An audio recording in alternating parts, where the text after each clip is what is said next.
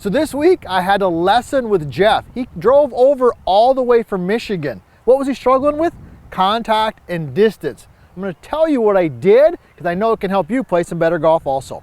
I'm PGA teaching professional Todd Kolb, Director of Instruction for US Golf TV.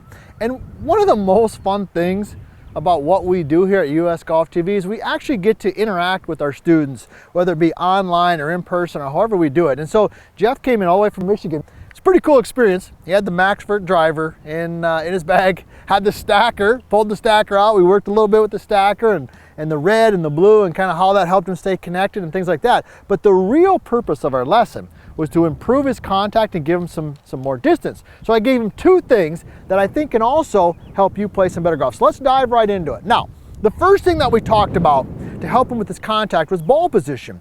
And I mean, it's almost so basic that I don't even feel like I should have to probably say it, but I gotta be honest, a lot of golfers, myself at times, we just forget to check the basics of ball position. So I've got this new alignment rod here. We developed these at VLS Golf.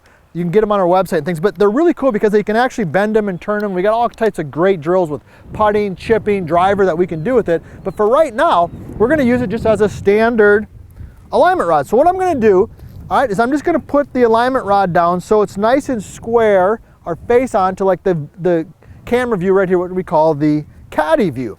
And I'm just gonna put the ball straight out from that. Now, anytime that you're hitting a lot of golf balls and working on your golf swing on the range, you should always get an alignment rod out, whether you're working on ball position, aim, things like that. So to find the right ball position, this is what Jeff and I did because he had the ball a little too far forward. I said, all right, Jeff, put your feet together. I got the alignment rod out. I put his feet like that. I said, put the feet together, get the club face squared up.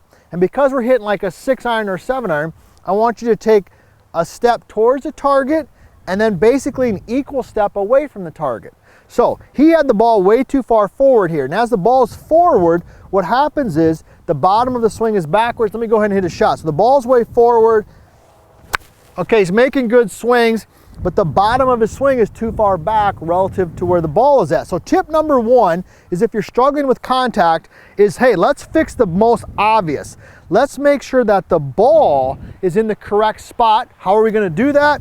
I got my alignment rod out. I got my feet together, little step. Now the ball's basically more in the middle of my stance, kind of between the logo, typically on a golf shirt, and the button. So that's tip number one. Now, tip number two, I mean, man, he gave us some more distance like that. It was pretty cool to see. Even for a guy from Michigan, man, he was surprised how well he was hitting them, because what we did is we worked on the club face. All right, and so what I had him do is I've got my glove on right here. This one I actually picked up when I was down in Phoenix at Talking Stick. Great resort, by the way. All right, when Nick and I were down there one time shooting some video. But as you're set in there, he was taking the club and he was rotating it way open like this. Everybody see that? So he was taking the 7-iron, and in the first 2 or 3 feet of the golf swing, he's turning it into like a pitching wedge. And even when he hit one solid, well, it looked like this, okay? It'd roll really big, okay? Even if he hit it solid, like that was, I would call that relatively solid, but it was high, it was weak, no divot, right? You've probably seen that shot. So what I did is I said, hey, I just want you to take the logo. He happened to have a FootJoy glove on. And I said, just rotate that FootJoy down towards the ground. Let me go ahead and demonstrate it for you here. All right, here we go. I'm set in there. And I just said, hey, rotate that down towards the ground. Everybody see that? Now that gets the club face in a definitely more good position. Clean position, whatever you want to call it, versus there. So here we go. So I'd set in, got the right ball position, rotate it down right there. Now, I told them early on, I said, hey, you're probably going to hit a couple hooks because the club went from this position to that position, which happened. So when you do this at home, don't be surprised if you hit a couple hooks early on. It's a sign of progress, actually. So here we go. Need a good spot.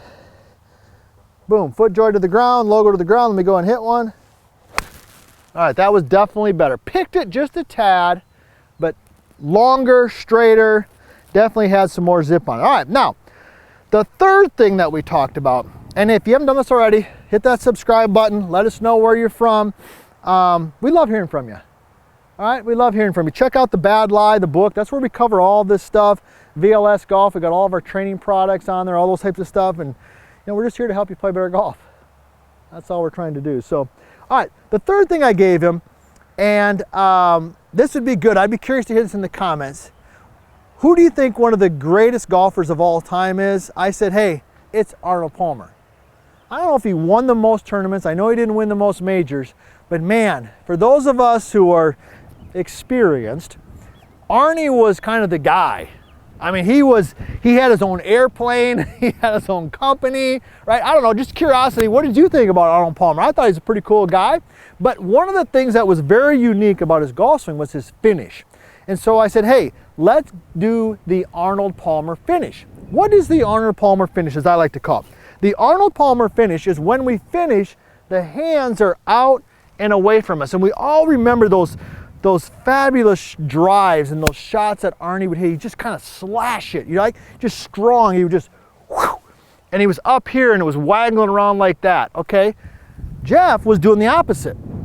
He was what I call alligator arm finish. He was right here. So his looked like this. He was here, boom, and it was right here in the finish. See that? That's not Arnold Palmer. So I said, hey, let's do a little three-setter. Give me the Arnie finish. So here we go. So it's like, boom, away. There's one, there's two, there's three. So let's tie it all together. Here we go. We're improving contact and we're getting more distance. All right, number one, let's get the ball in the right spot, get an alignment route out.